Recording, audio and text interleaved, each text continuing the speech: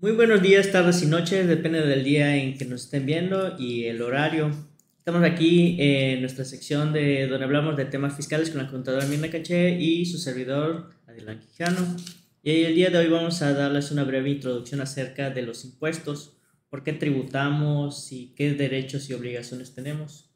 Así es, Ardilán. Este desarrollo lo vamos a hacer con la finalidad de que las personas nos han preguntado, ¿verdad? Específicamente por qué pagar impuestos, de dónde viene, cómo se realiza, en qué fechas, qué cuidados hay que tener pues, para hacer una buena presentación, en este caso, pues, de la declaración anual y el cuidado que deben tener en cuanto a las deducciones, ¿no? No, y creo que sobre todo porque como cada año pues surge la obligación para la mayoría de los contribuyentes y el derecho a lo mejor para algunos asalariados de presentar como persona física su declaración anual y pues lo que creo que la mayoría de las personas queremos una devolución, pero pues antes de eso pues hay que dar un contexto bastante amplio de qué son las contribuciones, ¿no? Exactamente, Avilán, para que nosotros vayamos conociendo el por qué, ¿no? Bueno, yo plantearía la primera pregunta, Ajá, Avilán. qué es un ¿Qué es impuesto, un no? impuesto? ¿No? Y bueno, tengo acá un apoyo, ¿verdad? Que dice que los impuestos son las contribuciones establecidas en la ley que deben pagar las personas físicas y las personas morales que se encuentran en la situación jurídica o de hecho de distintas a las señaladas en las fracciones y nos marca específicamente el artículo 2 del Código Fiscal en la fracción uno, que es donde realmente nos dice o nos da a conocer en materia tributaria qué es un impuesto.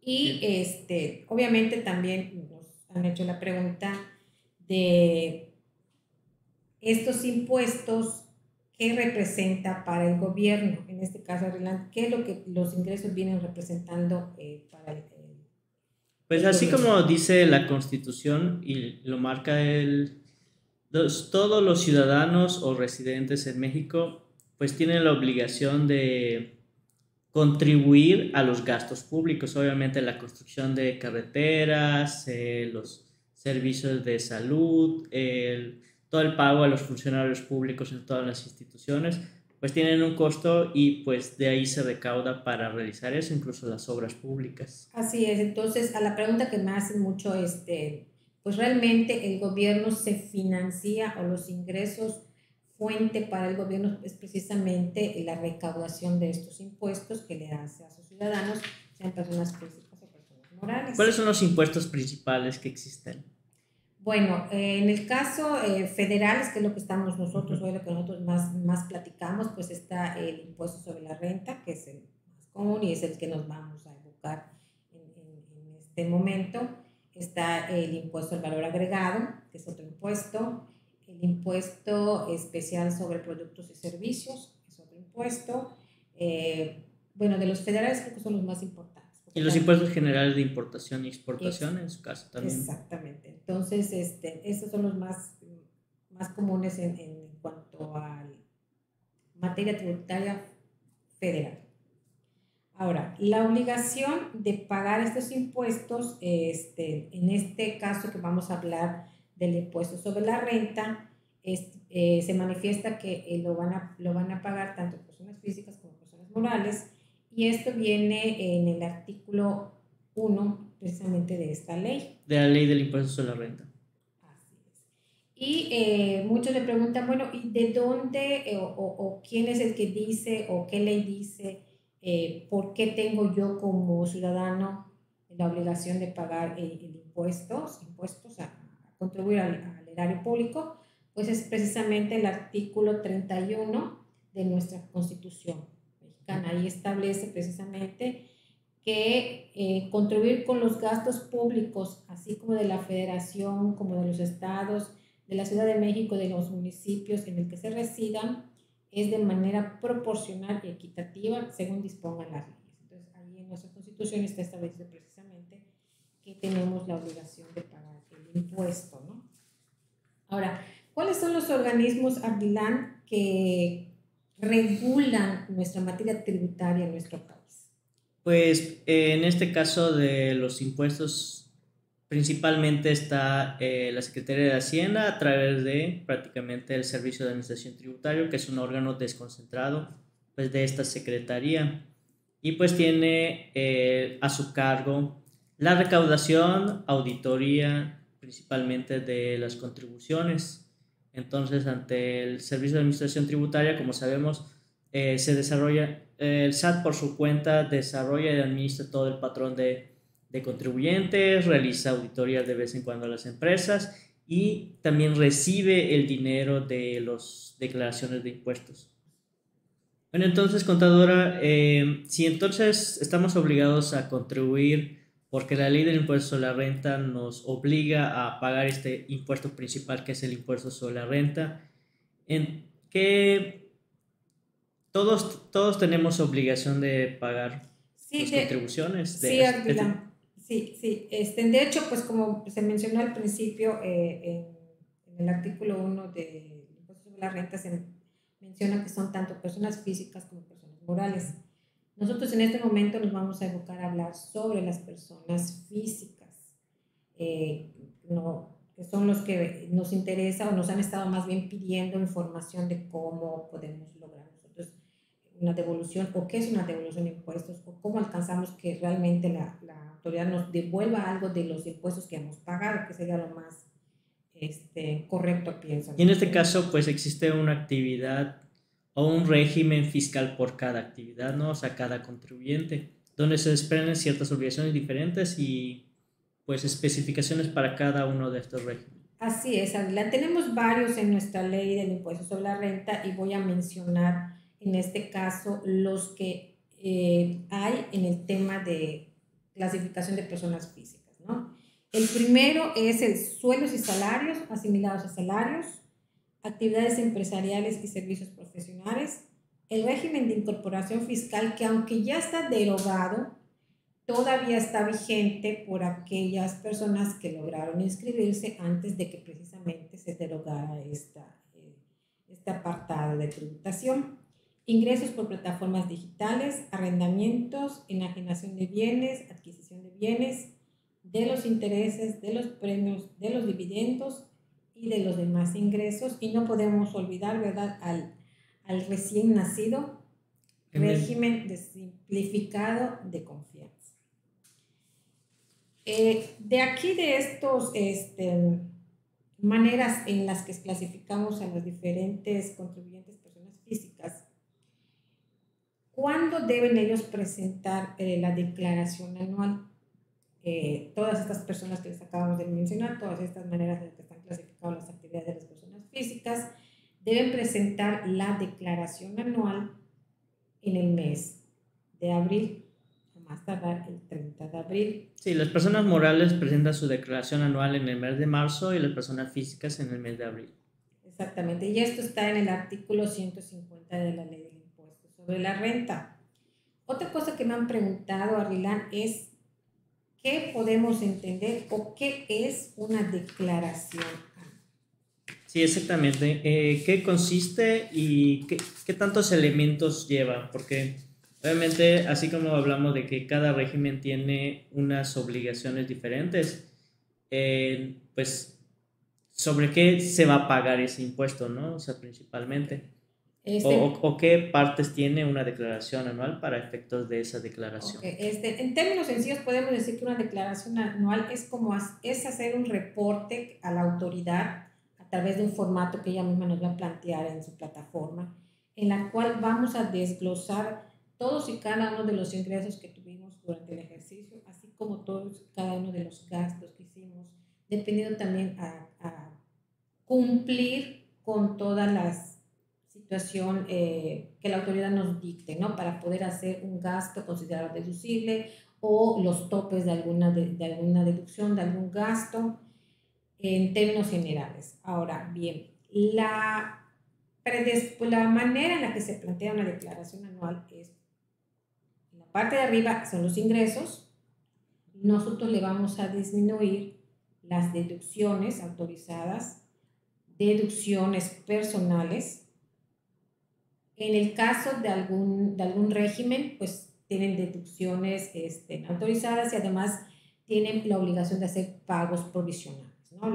Quienes presentan declaraciones anuales, todos aquellos régimen que tienen pagos a cuenta del impuesto. Entonces, O retenciones. O retenciones. Entonces, estos pagos a cuenta del impuesto, que son los pagos provisionales, o estas retenciones, se van a disminuir y eso nos va a dar la base gravable, o sea, el importe final después de hacer estas sumas restas, y sobre eso nosotros vamos a aplicar una tabla para que nosotros podamos determinar el impuesto causado del ejercicio y en un momento dado saber si tenemos en recuperación alguna parte del impuesto que se ha estado pagando durante el ejercicio. O en contra, si es que o en contra, te hace sí, falta pagar algo. Porque sí, muchas veces, bueno, también estamos haciendo esta explicación porque, bueno, han surgido varios TikToks en los que te dicen entra a la plataforma, le das aquí, le das aquí, le das aquí,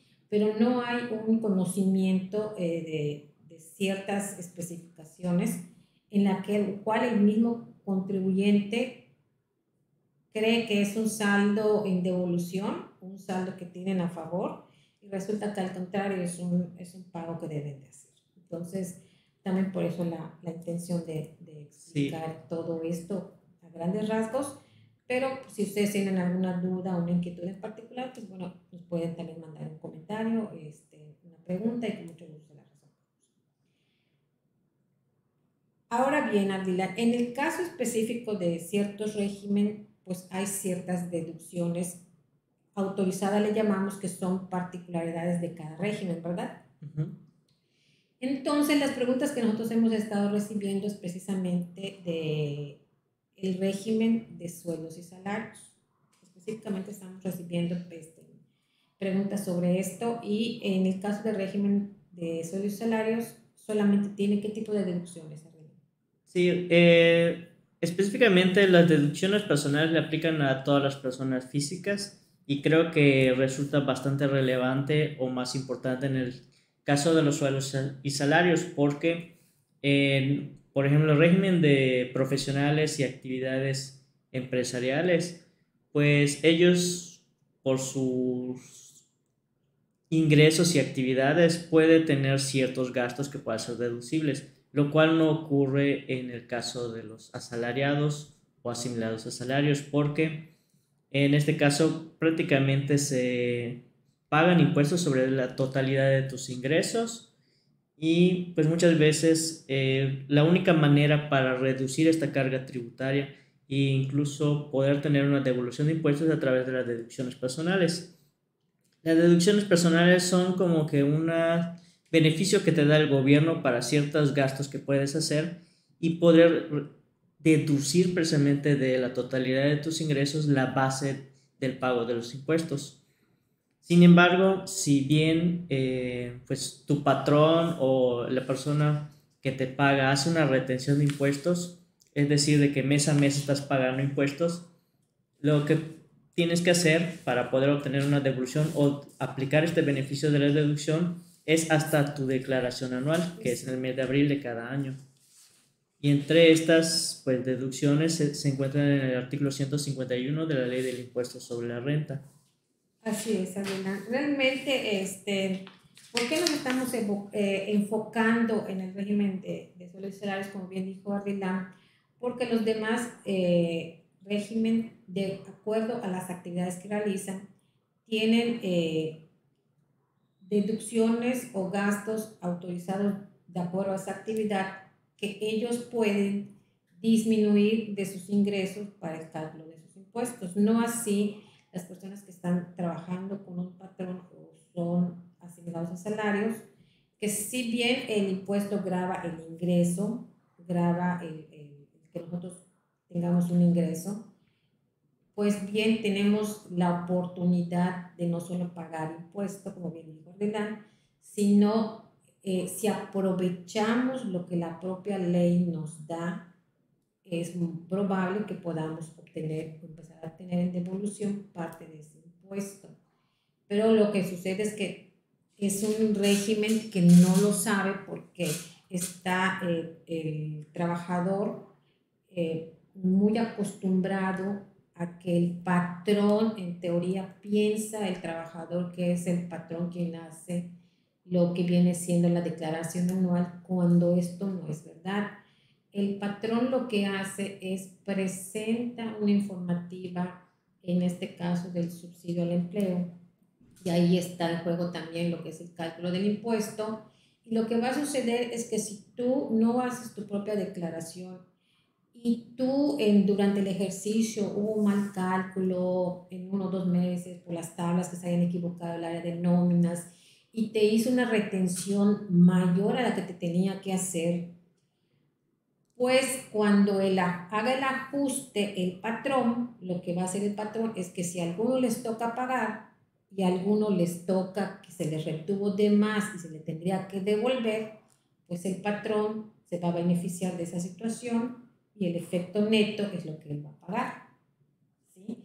Por eso también muchos asalariados piensan que el hecho de que bueno, la ley marca, para empezar, que si tú vas a hacer tu propia declaración, pues le avises a tu patrono para que él no te considere en esta informativa que él hace. Pero independientemente de que él sí te haya considerado, si tú tuvieras una deducción, tú también podrías hacer tu declaración anual. O sea, esto yo lo comento por el caso de las personas que tienen créditos hipotecarios, que esta es una deducción que más adelante les comentará Ardilam, pues se perdería la oportunidad de ocupar esta deducción, ¿no? Exactamente, es como usted comenta, contadora. Creo que el problema es que la mayoría de los trabajadores, como dice, están acostumbrados a que el patrón presenta tu declaración anual por ti y tú no tienes la obligación legal, al menos, de presentar tu declaración, salvo ciertas excepciones, donde, por ejemplo, ¿quiénes tienen obligación de presentar declaración anual como asalariado? Pues las personas que superan los 400,000 pesos en ingresos derivados precisamente de este salario, que rebasen los cierto monto en concepto de intereses o que tengan más de una fuente de trabajo. Es decir, si tienes dos patrones, en teoría tendrías la obligación legal de presentar tu propia declaración y ya no lo va a hacer el patrón. Entonces, Otra es cuando, por ejemplo, la persona no está el ejercicio completo con el patrón. En ese caso, tendría en sí la persona la obligación de hacerlo. Entonces, esas también son situaciones que muchas veces las personas no saben. exactamente. Y entonces las situaciones de que a lo mejor, como dices, tienes ciertas deducciones que hiciste sin querer, como el pago de tu crédito Infonavit, o sea, sobre los intereses reales, y no estás aprovechando ese beneficio al no presentar tu declaración anual. ¿Y qué es lo que pasa? Pues el gobierno se queda con ese dinero, o sea, no te lo van a devolver.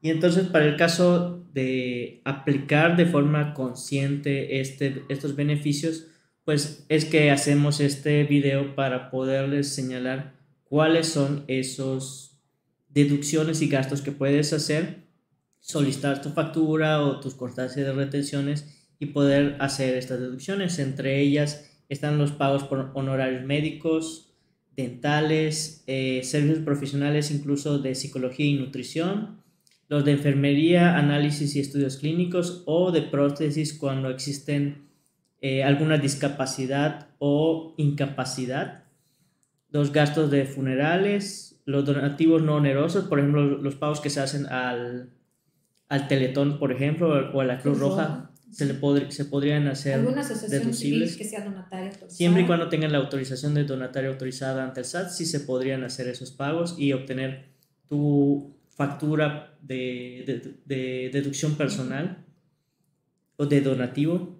Las aportaciones complementarias de retiro, o sea, es decir, los pagos que realices a tu Afore adicionales, esos pueden ser deducibles. Primas de seguro de gastos médicos, es decir, los seguros de gastos médicos mayores, esos son completamente deducibles. Transportación escolar de tus hijos cuando sea obligatorio en el pago de la colegiatura. Y los efectuados por concepto del impuesto local sobre ingresos de salario.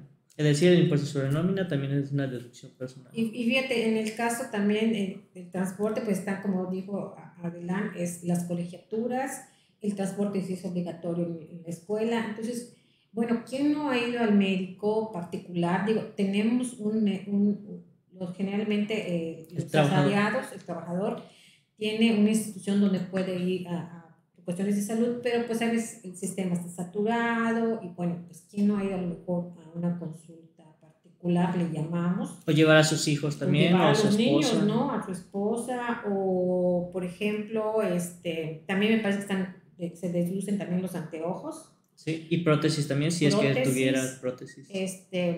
pues aquí lo maravilloso también es que no solamente es el contribuyente, ¿verdad, Dylan? Ujú. También puedes, los que sean casados, sostener una relación de pareja, pues, concubinato y tengan hijos, por ejemplo, pues también los gastos de su pareja, de los niños, también Los análisis clínicos, por ejemplo, exacto, de sangre o radiografías, esos serían también deducibles. hacia los padres, Los ¿no? dental, hacia los padres Hacia los también. padres si dependen de ti económicamente.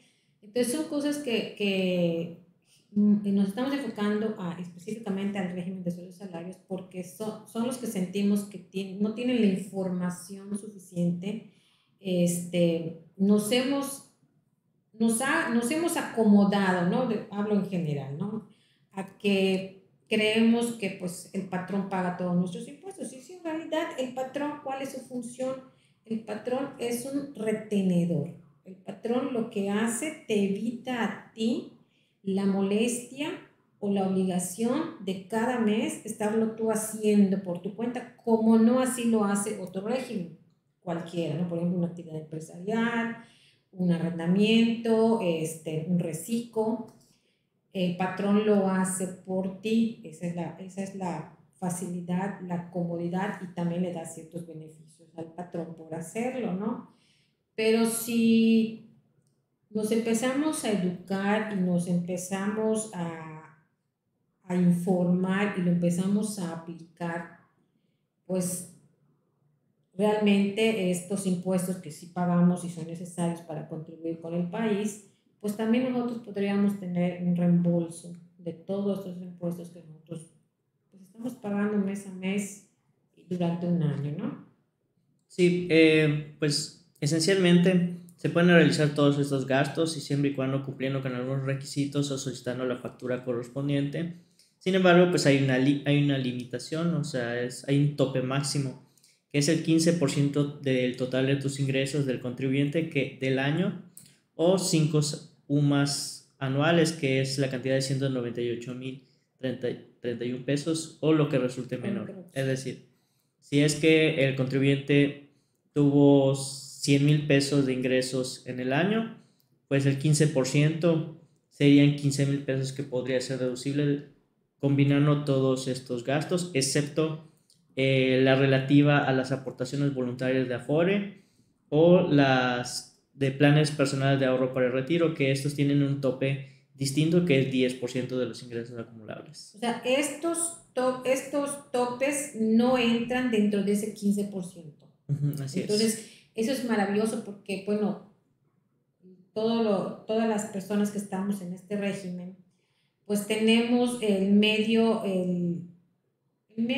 la manera en la que se está afrontando los recursos para cuando uno se retire, precisamente es la Afore. Entonces, si tú tienes la posibilidad de incrementar ese dinero para tu Afore, recuerden que el Afore es la manera en la que tú, de manera individual, estás haciendo el recurso para el tipo o la cantidad de pensión que vas a recibir cuando necesites retirarte o ya merezcas retirarte.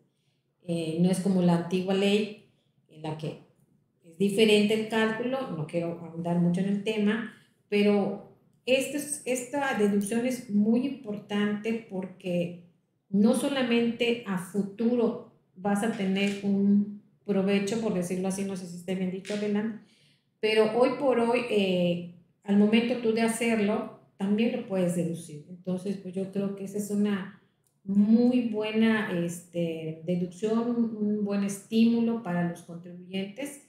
Y pues a lo mejor, no a lo mejor, estoy segura que por desconocimiento, pues muchos no lo están aplicando. Y pues claro, realmente también es un instrumento de inversión, entonces para los que quieren invertir, en vez de tenerlo en el banco ahorrado, pues lo pueden meter en su Afore como aportación voluntaria, o sea, adicional, y pues tener el beneficio adicional de la deducción. Así es, digo porque sabemos hoy por hoy que prestar dinero a una institución financiera pues nos sale muy carísimo, ¿no? Pero darles nuestro dinero para que ellos tengan y trabajen, pues es muy poquito lo que nos pagan, ¿no? Y si lo podemos invertir en esta deducción, en esta facilidad que tenemos y que nos dé beneficios, yo siento que doble, pues yo creo que sería una excelente opción, ¿no? Y por desconocimiento, pues la gente no lo está Sí, ocupando. vas a ganar por los dos lados. Vas a ganar al invertirlo porque se supone que te debe dar rendimientos y por lo general sí así es en las Afores. Y por el otro lado tienes la deducción de personal que es aplicable para tu declaración anual y en la gran medida vas a tener una devolución. Exactamente, Aguilar. Entonces, pues esperemos que esta información pues les sea de muchísima utilidad. Si tienes alguna duda, alguna inquietud, pues bueno, danos un like, comenta, haz la pregunta que tú necesites y pues con mucho gusto te vamos a responder, Y si ¿no? quieres saber más sobre las deducciones y sobre los requisitos de cada uno de estos gastos, pues también nos puedes contactar o si quieres presentar tu declaración anual y no sabes cómo, pues aquí estamos. Y además vamos a seguir haciendo más videos, entonces estén al pendiente. Claro, sí, eso es muy importante lo que tú dices, Adelán, porque bueno, créanme que me he tocado con muchas experiencias de personas que siguen a un tiktokero que digo, no es que esté mal lo que él explica, la única situación es que él explica algo de una manera generalizada No es para y todos. no es para todos. Entonces hay particularidades porque como bien dijo Ardilán, hay topes que considerar dentro de cada tipo de deducción, tiene sus topes, hay un tope Hay general, requisitos. hay que saber cuántos ingresos tuvo el año pasado para poder sacar el porcentaje del 15%. Entonces hay cuestiones que también hay que analizar para que realmente no es solamente darle clic, clic, clic, clic, clic, porque les puede dar la sorpresa de que les salga a pagar y bueno, ¿para qué meternos en camisas de 11 varas? ¿Para qué meterse en problemas con el SAT? Exactamente, entonces no hagan eso. Si gustan algún tipo de asesoría, si gustan por el hecho de decir que vieron este video, bueno, pues les podemos dar una orientación y, O un descuento. o un descuento. Hasta la próxima. Hasta luego.